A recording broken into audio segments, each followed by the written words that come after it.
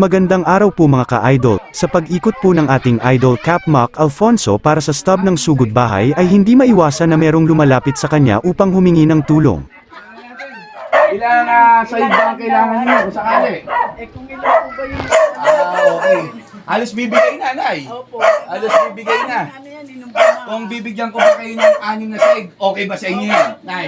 Yes! Ano po masasabi niyo, Nay? Maraming O salamat. sa Lunes, madideliver ko na. Ang ating idol Cap Mac ay walang pinipiling lugar at oras upang tumulong sa abot po ng kanyang makakaya.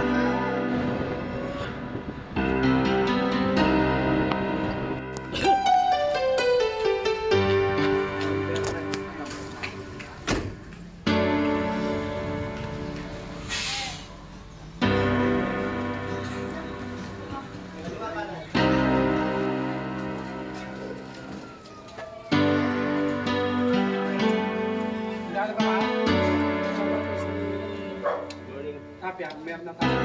Yan, yung sa side. Yan, nagdagan tapos.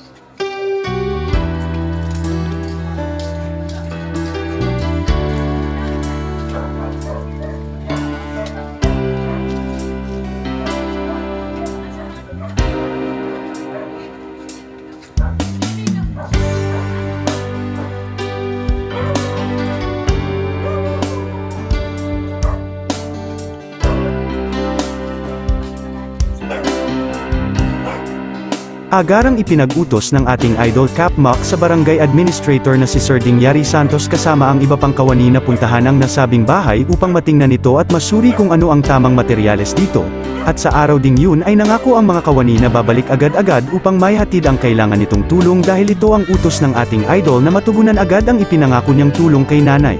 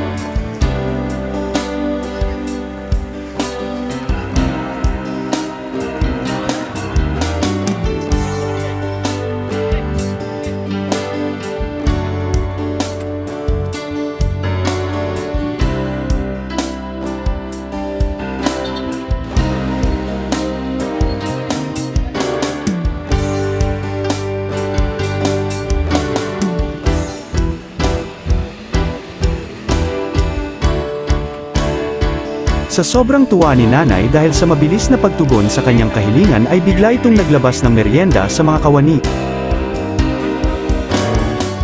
Likas sa ating mga Pilipino ang kaugaliang ito ang pagpapakita ng pasasalamat minsan ay hindi natin binabanggit bagkus ay idinadaan natin sa simpleng pagkilos o paggawa.